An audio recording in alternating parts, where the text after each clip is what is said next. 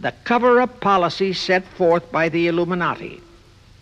As I have stated, the first great step of the conspiracy was to be the entrapment of our money system. To achieve that objective, Schiff had to get full cooperation of the then big banker elements in America, and that was easier said than done. Even in those years, Wall Street was the heart of the American money mart, and J.P. Morgan was its dictator. Next in line were the Drexels and the Biddles in Philadelphia. All the other financiers, big and little, danced to the music of those three houses, but particularly to that of Morgan. All of those three were proud, haughty, arrogant potentates. For the first few years, they viewed the little bewhiskered man from the German ghettos with utter contempt. But Jacob knew how to overcome that. He threw a few Rothschild bones to them, said bones being distribution in America of desirable European stock and bond issues. Then he discovered he had a still more potent weapon in his hands in the following. It was in the decades following our Civil War that our industries began to burgeon. We had great railroads to build. The oil, mining, steel, textile industries were bursting out of their swaddling clothes.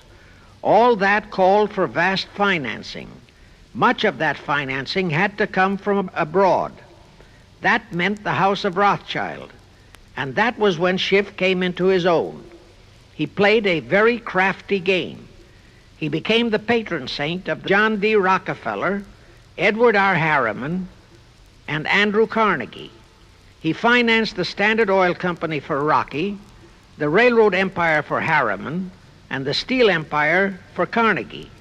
But instead of hogging all the other industries for Kuhn, Loeb and Company, he opened the doors of the House of Rothschild to Morgan, Biddle, and Drexel. In turn, Rothschild arranged the setting up of London, Paris, European, and other branches for those three, but always in partnerships with Rothschild subordinates. And Rothschild made it very clear to all those men that Schiff was to be the boss in New York.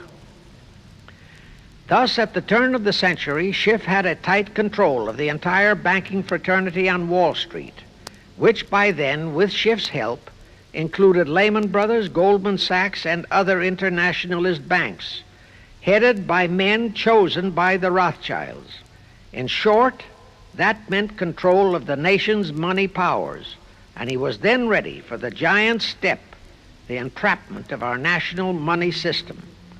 Now, under our Constitution, all control of our money system is vested solely in our Congress.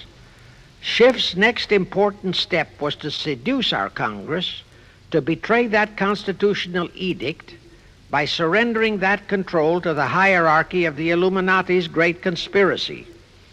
In order to legalize that surrender and thus make the people powerless to resist it, it would be necessary to have Congress enact special legislation.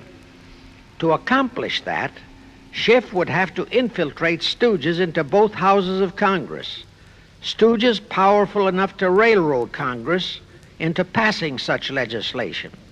Equally, or even more important, he would have to plant a stooge in the White House, a president without integrity and without scruples, who would sign that legislation into law.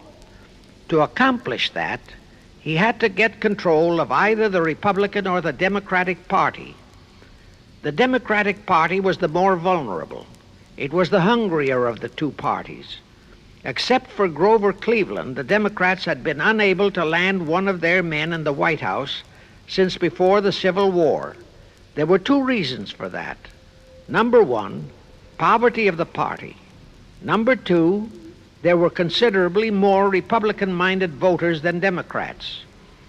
The poverty matter was not a great problem, but the voter problem was a different story. But as I previously said, Schiff was a smart cookie.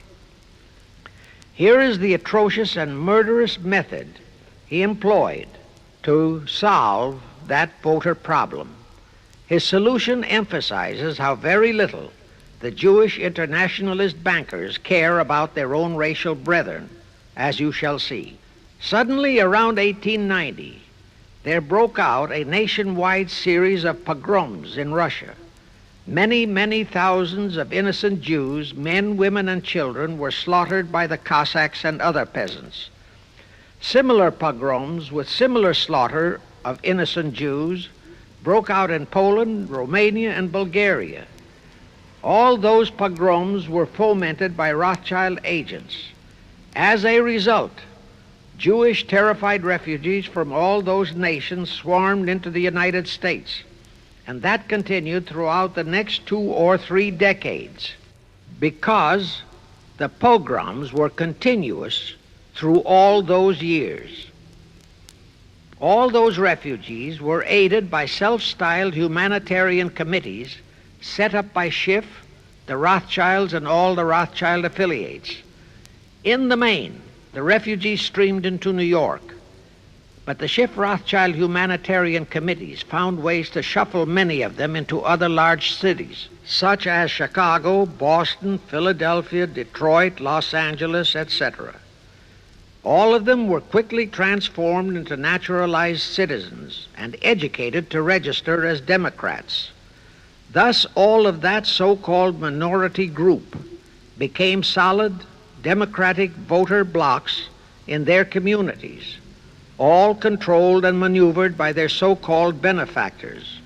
And shortly after the turn of the century, they became vital factors in the political life of our nation. That was one of the methods Schiff employed to plant men like Nelson Aldrich in our Senate and Woodrow Wilson in the White House.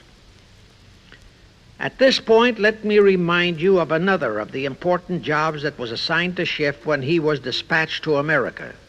I refer to the job of destroying the unity of the American people by creating minority group and racial strife. By the pogrom-driven Jewish refugees into America, Schiff was creating one ready-made minority group for that purpose. But the Jewish people as a whole, made fearful by the pogroms, could not be depended upon to create the violence necessary to destroy the unity of the American people. But right within America, there was an already made-to-order, although as yet a sleeping minority group, the Negroes, who could be sparked into so-called demonstrations, rioting, looting, murder, and every other type of lawlessness. All that was necessary was to incite and arouse them. Together, those two minority groups, properly maneuvered, could be used to create exactly the kind of strife in America the Illuminati would need to accomplish their objective. Thus, at the same time that Schiff and his co-conspirators were laying their plans for the entrapment of our money system, they were also perfecting plans to hit the unsuspecting American people with an explosive and terrifying racial upheaval that would tear the people into hate fractions and create chaos throughout the nation, especially on all college and university campuses, all protected by Earl Warren decisions and our so-called leaders in Washington. Of course, perfecting those plans required time and infinitely patient organizing. Now, to remove all doubts, I'll take a few moments to give you documentary proof of this racial strife plot. First of all, they had to create leaderships and organizations to draw in millions of dupes, both Jewish and Negroes, who would do the demonstrating and commit the rioting, looting, and lawlessness. So in 1909, Schiff, the Layman's, and other conspirators organized and set up the National Association for the Advancement of the Colored People, known as the NAACP.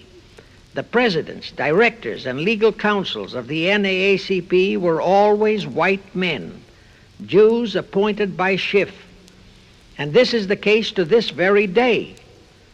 Then, in 1913, the Schiff Group organized the Anti-Defamation League of the B'nai B'rith, commonly known as the ADL, to serve as the Gestapo and hatchet man outfit for the entire great conspiracy. Today, this sinister ADL maintains over 2,000 agencies in all parts of the country, and they advise and completely control every action of the NAACP, CORE, of the Urban League, of all the other so-called Negro civil rights organizations throughout the nation, including such leaders as Martin Lucifer King, Stokely Carmichael, Bayard Rustin, and others of that ilk.